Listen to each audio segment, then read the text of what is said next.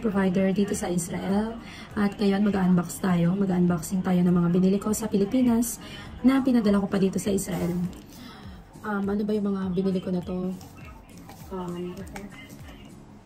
So ito, bumili ako sa Pilipinas ng Puritan's Pride na collagen. Para sa healthy skin, kailangan natin ng collagen. First time ko lang iinom ng mga collagen. Kasi yun nga, advice ng kaibigan ko is dapat nga raw umiinom ng mga ganito. Kasi nga, habang nagkakaedad is nababawasan na yung pag-produce ng collagen natin sa katawan. And next one is, bumili rin ako sa Pilipinas ng eto, Bible. May pangalan pa siya, Melu. May Bible ako dito, pero New Testament lang. At ito nga, gusto ko ng Tagalog. And ayoko nang nagbabasa sa cellphone kasi nadidistract ako. Kaya, nag-decide ako na bumili ng Bible. Nabili ko siya sa Shopee. Na, magkano ba ito? 493 sa Shopee. Bible. Ayan siya. Nipis lang. Next one is ito.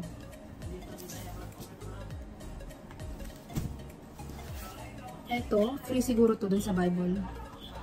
Karunungang panghabang buhay. Alam ko itong karunungang panghabang buhay. Siguro ano to, mga kawikaan. Ayan, puro kawikaan. And next one is ito. Pumila ko ng 3 libro sa Shopee din. Itong 3 libro nito ay 479 lahat kasama yung shipping fee. Bumili ako ng libro kasi yun nga, palagi akong nagsa-cellphone and mas okay na to na magbasa paminsan-minsan.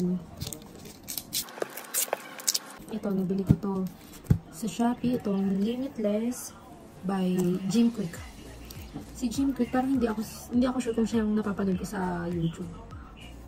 Ito naman is, itong Limitless na to is about upgrade your brain, learn anything faster, and unlock your exceptional life. So, ito siya. Naman, ano pa ba itong isang libro kong binili? Ito. The Psychology of Money. So, ito naman, lagi ko siyang napapanood sa YouTube. And, napanood ko rin kay Doc Willie Ong na napakaganda daw ng libro na to. Kaya, ito, napabili ako. Mahal nga nang bili ni Doc Willie Ong. Parang nasa almost 1,000. Pero ito, mura ko lang siya nabili sa Shopee. The Psychology of Money. So, yun, kailangan matuto ng financial literacy. Kaya ito, mas maganda na yung may mga idea sa pagdating sa pag-handle ng pera natin. Ito, nire-recommend to ni Doc Willie Ong. Maganda raw to, kaya ito napabili ako. And next one is ito naman. Ikigai. Ang Ikigai is, ito ay international bestseller. So, ito ay tungkol naman sa The Japanese Secret to a Long and Happy Life. So, ayan. Babasahin ko yan lahat. Next one is itong Hohem Ice Steady Execute. Ano siya? AI smartphone gimbal. So, ito yung pinakayantay kong i-unbox. So, kunwari unboxing lang. Pero, ang totoo po yan is nagamit ko na to kahapon nung pumunta ako ng Jerusalem, Bethlehem. So, nung Friday ko lang siya nakuha. Pero dumating to nung September 10. Kasi kahapon lang ako nag-day off kaya nung Friday ko lang siya nakuha. Ang payag nga po pala pag nagpapadala from Pilipinas papunta dito sa Israel ay $20 per kilo. So, ito mga pinadala ko po ay nasa 3 kilo siya kaya umabot po siya ng 3,000 pesos. Ito nga rin po pala sa Pilipinas ko pa binili kasi mahal ang salamin dito. Siguro yung magandang klase is yung medyo magandang klase is umabot ng 15,000 sa peso. Pero ito, sa Ideal Vision ko siya nabili. Dito na lang ako nagpasukat sa Israel and sa Pilipinas ko pinagawa. Umabot siya ng 7,000, na siya, anti-rad and transition. Napakaganda nito kasi bumili ko ng ganito rin, ng smartphone tracking na phone holder. Ang problema is nasira ko siya. So, ito yung binili ko. Sayang nga eh. So, ito. Nakaganito siya. Ito yung binili ko nung una. Ang problema, umiikot-ikot yan. Ito. I-open. Ito yung parang may ano siya dito. Ito, may ano siya dito, may pang monitor siya para kung saan ka pumunta, isumusunod siya. May ikot-ikot yan, gumagawin ganyan, 360 yan. Problema, ito nga nasira, pero hindi ko pa siya tinatapon kasi baka maayos na. Napwersa ko siyang ikutin, kaya ayan, nabali siya. And ayun nga, nakapag-decide ako na bumili na lang sa Pilipinas kasi nga, mahal dito sa Israel. And ito yung nakita ko sa Shopee na maganda at medyo mukhang matibay na mura. May isa ko nakita doon worth 1,000 pero yung tingin ko nga is hindi naman, parang hindi mukhang matibay kaya dito na lang ako nag-spend. Magkano bang bili ko dito sa Shopee? Check natin kung magkano bili ko sa Shopee. Na 3,290 sa Shopee. So ito, pagbukas natin, meron siyang manual. And may QR code siya dito para ma-access yung tutorial and tips sa paggamit ng gimbal na to. So, yun yung sinasabi ko na may kailangan palang i-download na applications. And susubukan ko na rin siya.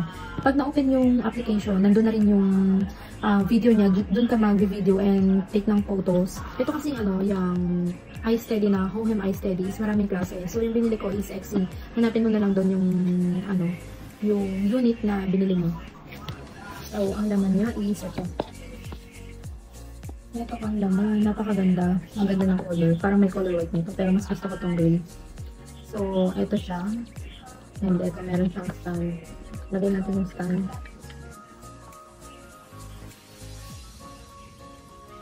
So, dito yung on and off niya. So, nakalagay dun sa manual nga pala is, bago siya i-open, kailangan ilagay muna yung phone. And kung may case, yung cellphone, just in case na hindi ka siya, kailangan tanggalin yung case. So, kailangan ilagay mo muna yung phone bago mo siya i-open. Marami siyang features, hindi ko pa lang gano'n nakakala. Kailangan ilagay muna daw yung phone. Open natin.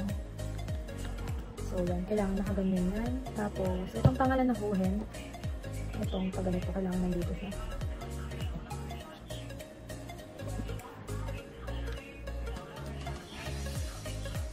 And then, i-lock natin.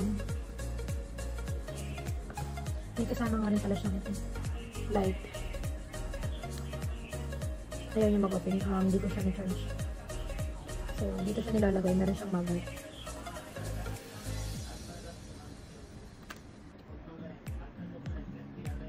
At i-open na natin, guys. Ito yung on niya nandito sa gilid. So, ganyan siya. Pag in-open, tayo naman. AI. Next one, kung gusto mo naman naka-portrait, pindutin mo lang to. Yan. And kailangan wala akong applications. Nandito sa phone ko na isa yung Hohem Joy. Kasi itong ginagamit ko na pang video ngayon is nandito yung applications. So dito sa Android ko is wala siya. So ipapakita ko na lang sa inyo, mag-screen monitor ako.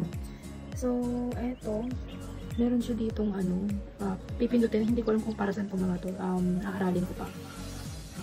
Tapos meron itong sa gilid na to, pag nag-video ka or picture pang zoom and out. I'm not sure lang sa ibang Android phone kung magka-compatible to. Kasi may nabasa ako dun sa review na hindi siya compatible dun sa ibang cellphones. So far, dito sa iPhone ko is compatible naman siya. And, ayan siya, meron siyang joystick dito para ma-move. Yan. Kaya, ito. Or, up and down. So, ayan. Kung gusto mo naman naka-portrait, pindutin mo lang to. Magagawin siya. Dito naman, may isa pang pindutan. Ano naman to? Kung gusto mo mag-start ng video or mag-take ng shots, ito yung pipindutin. And kapag tatlong pindot naman, mag-front yung camera or magbaback. So, hindi mo na kailangan pindutin dito sa cellphone. Kahit dito mo na lang siya pindutin. So, ayun. Naaralin ko pa siya. Hindi ko pa siya gaano kabisado. Manonood pa ako ng tutorials dun sa applications. Download lang yung application na Hohem Joy. So, ito po, kaya nagustuhan ko dun sa nabili ko sa Pilipinas. Itong stabilizer gimbal na to na gagamitin ko pag mag-tutor ako.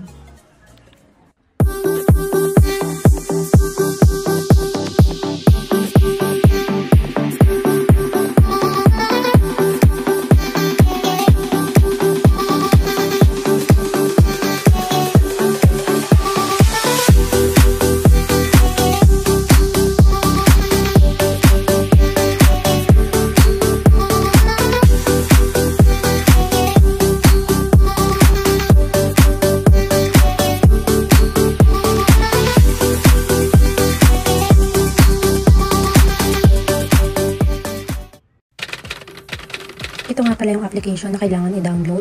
Hohem Joy at hanapin lang yung unit na binili. Ito yung sa akin XE. So ayan, dyan mo makikita yung kaniyang tutorials. And nandiyan na rin yung camera.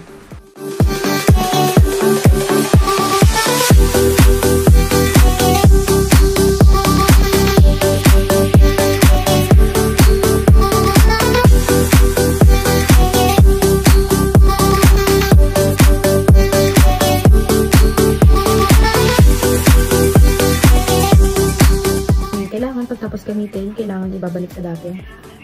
So, itululuwagan ko na siya. Kailangan igaganito mo siya pagtapos ng gamitin.